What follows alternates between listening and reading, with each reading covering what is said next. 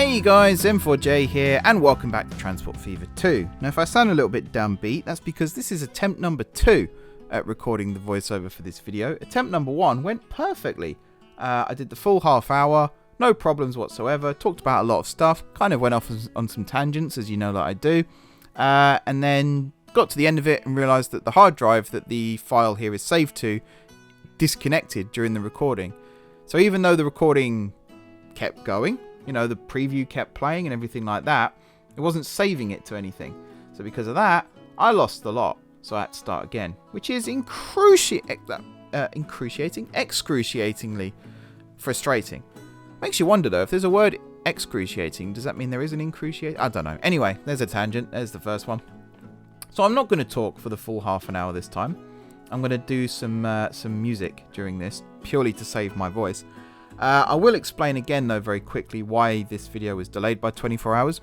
Basically, as you know, I have a day job now. And I spent all week working on the video review for Grid Legends for racing games. Do check it out. I highly recommend it, even if I do say so myself. It's a half an hour video, roughly. It's like 24 minutes. And all of that was like proper hardcore editing. It's the biggest project I've ever been involved in of that style of editing. Thankfully, I had some help with it. Very grateful for that. But I still had to do a lot of editing, and it took 3 days start to finish to actually do the editing on that.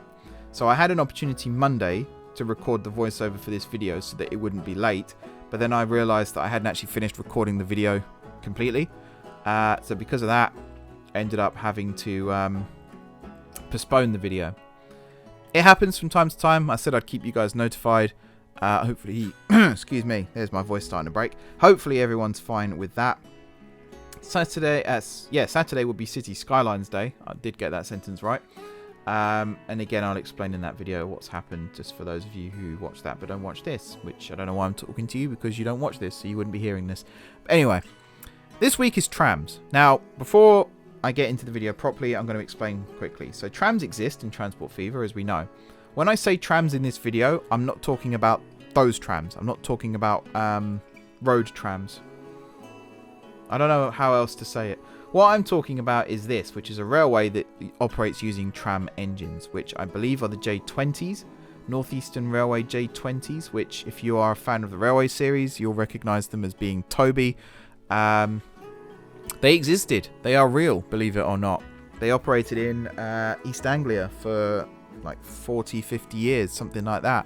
And they were designed specifically for railways that ran alongside roads, which you have to admit is pretty damn perfect, considering that's what I'm going to be using them for here.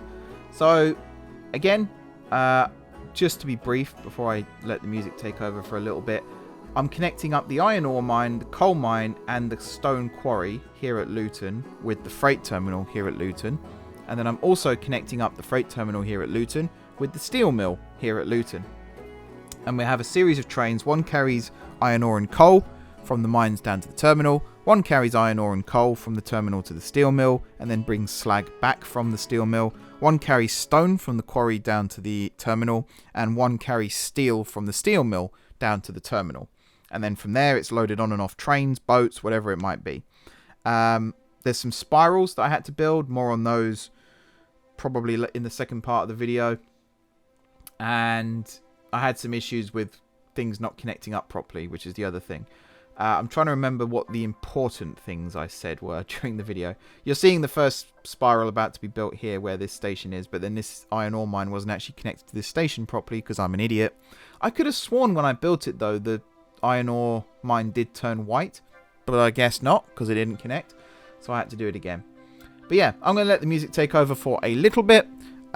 You'll probably hear me again when I start building the line up to the steel mill, but if not, you'll hear me again when I start building the second, or technically the third tram line in this video. So more on me either for the second one or the third one.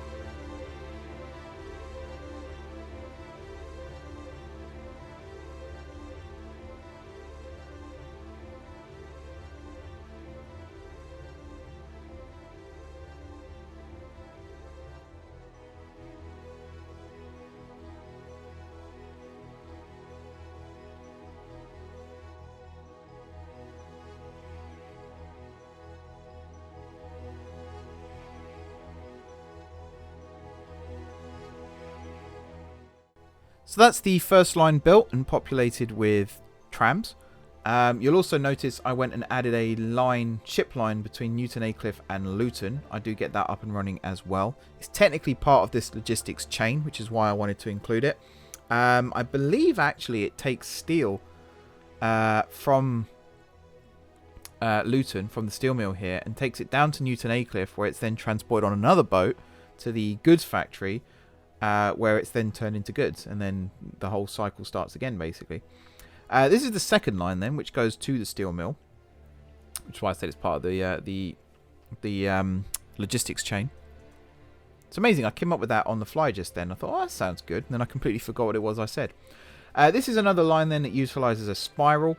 It passes over and under the main line here a couple of times, which is a little bit confusing, but there we go. Connecting it up to the steel mill ended up being a lot easier than I thought it would be. I thought I'd have to build some other like really weird spiral and things like that. I did mention in the first attempt at this video, there's only one spiral that I know of in the UK, which is on either the Festiniog Railway or the Welsh Highland Railway. Forgot the name of it then. I think it's on the Welsh Highland. They're technically the same railway these days. I've got to be careful saying that because I think they had a rivalry at one point. But they are connected together. It's on one of them. I'm sure someone will correct me in the comments because someone always corrects me in the comments. But as far as I know, that is the only railway spiral in the UK. There's a few in Switzerland. There's loads in the US where they had freight trains going up and down mountainsides. And I believe Italy, France maybe has some, Austria, Germany. Any country where the Alps comes into play, guaranteed to have at least one. The ones I know of for sure are in Switzerland and the US. If there are any others, do let me know. I am interested in knowing. But I thought I'd add... well, the plan was to add one here. I end up building 3. And I didn't want to just build them for the sake of it. 2 of them were out of necessity, for sure. One of them probably wasn't necessary, but I built it anyway because I kind of was in the groove at that point. And you'll see that this... as I said, we build 3 tram routes today. The first one goes up to the mines and the quarry. The second one here goes to the steel mill. And the third one, technically there's like 4 that we build.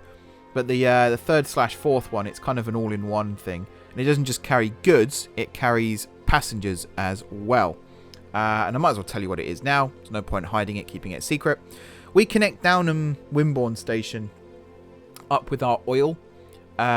Little oil network that we built in like episode 5 of this series. Way back. We had a little truck network. I was trying to get additional money. So we had a little forestry line where it took wood to the sawmill and then lumber to the tool factory. We had another one that took crude oil to the refinery and then oil to the chemical plant. The oil one gets converted into trams. But in both cases, actually, this line and the other line, we do keep the trucks around because it turns out trucks and trams run quite well together. Mainly because the trams have got the higher capacity, so the game favours that. But then the trucks do go faster, so the game favours that. So you kind of end up with this 50-50 to and fro of tram versus truck. And neither ends up winning. They both end up getting a pretty even share. If anything, the truck does still end up with more, purely because the truck stops have been around longer. And they were heavily populated anyway, so that ends up being the case with the oil as well. The trucks remain purely because the game favours both. And then we add a passenger line, like I said, between Downham Wimborne Station, Wimborne itself, the town, and a place called Camelford. We also have a little food line that goes backwards and forwards, and a little goods line as well. And we build a freight terminal at Downham Wimborne Station. We have some freight trains that run there too. But I'll talk more about those in a little bit. Again, I am going to let the music take over for a little bit. I'm trying to record the audio in smaller batches this time. So hopefully if my hard drive disconnects, it doesn't remove the entire bloody video again. So I'm going to let the music take over again, and I'll be back shortly to talk you through lines 3 and technically 4.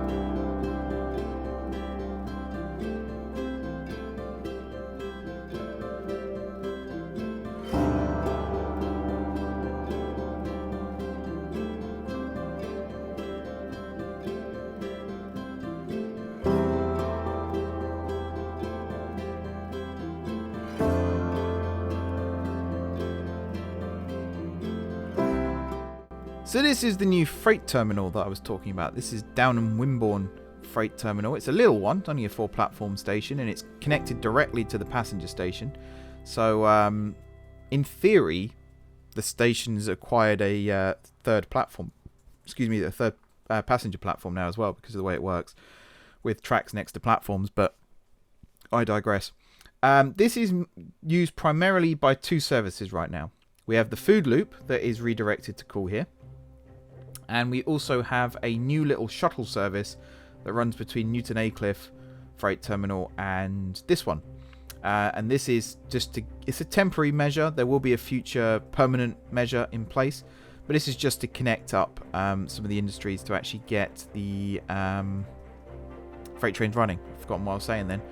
Something else I know. I don't know if there was an update to the game that broke the way connections work, but the tram station here wasn't connecting up to the railway station. Reason being, the railway station isn't actually connected to any of the roads. It's just connected to the bus station there.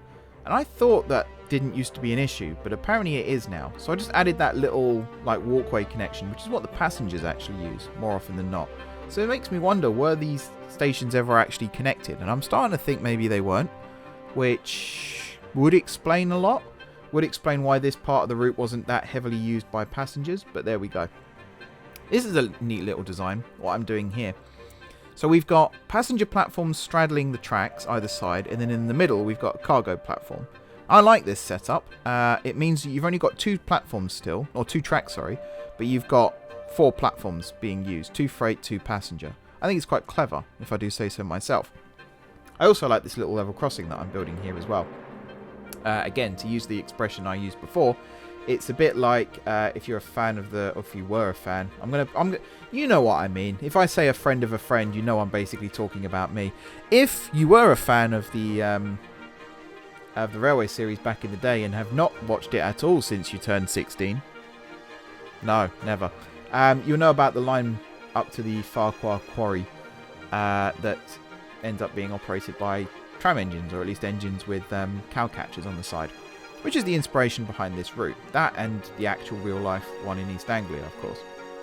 That level crossing is very reminiscent of one in the Railway series. That's why I built it that way. And I like the little references that I've made here and there, little real-life inspirations, that kind of thing.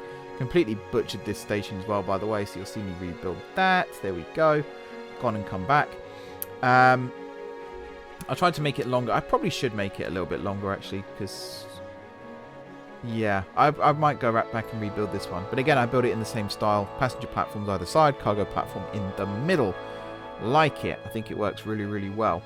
It looks quite neat and tidy as well, which I'm a big fan of. And then we do a little connection there to connect it to the road. And I think, again, all these stations are connected. And I think all of them are connected to that little forestry there as well, which is awesome because it means eventually we can start running wood trains too, which is always a good thing. Saying that, I don't actually know where the nearest sawmill is to here, but there we go. This is the 3rd spiral that I end up building. This was an accident. I was trying to build a junction on the other side of the road here, and it wasn't working. So I ended up building a spiral out of necessity. Oh, you'll see a couple of breaks here as well. I don't know what I was doing. I think I was watching TV or reading a tutorial or something. I don't know. But we ended up with these weird breaks where I'm just sat staring at nothing. And then this section here is the passenger/goods/food line, which goes all the way up to Camelford. And I've said Camelford a lot now, and I really hope the name of it is actually Camelford. Otherwise, I've just made myself look like a right idiot. I'm pretty sure there is somewhere in the real world called Camelford. I don't know where. I mean, I could probably Google it whilst I'm talking.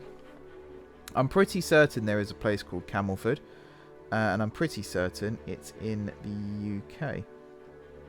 It would help if I could spell Camelford. Yes, town in England. There we go. It is in Cornwall. There you go. It's got a nice hotel and golf club next to it by the looks of things. Very nice. So there you go. If you want to go to Camelford, head towards Cornwall. Hopefully there's a sign that directs you from there, because I haven't got a clue where in Cornwall it actually is, but it sounds quite nice. I might have to go there on holiday one time. Camelford is the current terminus of the tram. Just to get back onto the subject of this video, very briefly, before I run off on another... Every now and then a video breaks out during all my tangents. It's one thing you'll probably know if you're a long-term viewer. Yeah, trying to get this connection here. I think the level crossing... The railways still aren't perfect. And I did mention this in take 1 as well. I want to go back and rebuild some of the main lines to be a lot smoother. Because the video last week highlighted for me just how bouncy the routes actually are. Especially when you're running at 90 miles an hour. And we're only going to be getting faster from now on. So, would definitely need to speed things up. Smooth things up to make it smoother when you run fast. Yeah. I'm also going to set the timer going again. So the clock, in-game clock, because we're stuck in 1928 now. We've been living in Groundhog Day for the last however long, few weeks now. So I'm going to start the in-game clock again to progress forward so that we unlock electric trains, diesel trains, more modern stuff, basically. I want some more buses because I'm sick and tired of looking at these weird bus models that we've got in the game at the moment. So I want to do something about that. What else? I'm sure there's other things too that I want to get on with. Oh, next week's episode. That's what I talked about. Next week's episode is going to be aircraft again. I'm going to give it another go. I'm going to come up with a slightly better plan of action this time, though. Maybe place like 3 or 4 airports around. I want to use M4J as a hub airport. Place as many terminals down there as we can, or at least plane stands. And then from there, have several different airline routes running to different points on the map. I think the planes are fast enough now that it will actually encourage passengers to use it. We'll see about that. I don't know 100%. But hopefully that is the case. We've got the money to burn now if it doesn't quite work out immediately. And I also want to get cargo planes running too. Because I think we're in a position now where food, especially in goods, can be flown across the map from place to place. And I think there will be explicitly delivering to places that aren't connected to the rest of the network yet. I don't think it serves much point to run planes to parts on the map that are already connected. At least, I mean, Maltby to M4J, yes. But from there, I think we'll be spreading out to unconnected parts of the map. Probably. I don't know. We'll see. That pretty much does it for the sort of practicality of this episode. I will briefly explain what these routes are on this second tramway. So we've got the crude oil that gets taken to the refinery, gets turned into oil, gets carried on the same train to the chemical plant. We then have a plastics train, or a goods train actually, I think it is, that goes from... Actually, no, I think it is just plastic. That goes from the chemical plant to the freight terminal. We then have a goods train that goes from the freight terminal via Wimborne all the way up to Camelford. And then we have a passenger train that effectively runs the same route, but obviously carries passengers. I think the goods train, the goods tram, also carries food, or we have a dedicated food line. We might have a dedicated food line, thinking about it. In fact, we might not even have a goods tram. Maybe we don't have a goods tram. We just have one that carries plastic to the freight terminal where it's picked up by the goods train. And then we have the food train that drops off along the route, and then have a food tram that picks up and carries it. That probably... I should probably have the game open when I'm doing these voiceovers sometimes, just so I can remember what I've actually done. But I love this little station design, this little quirky station design. I think it's really, really cool. I could have sworn I read somewhere that you could actually change station eras as well while you're building, but I haven't worked out a way to do that. So I don't know about that. And then, yeah, like I said earlier on, we've got J20s operating all of these lines. They're different types. I've got one with no side panels, and I've got one, I think it says gutted or something like that. I don't really know what the difference is between them. I've not noticed any differences.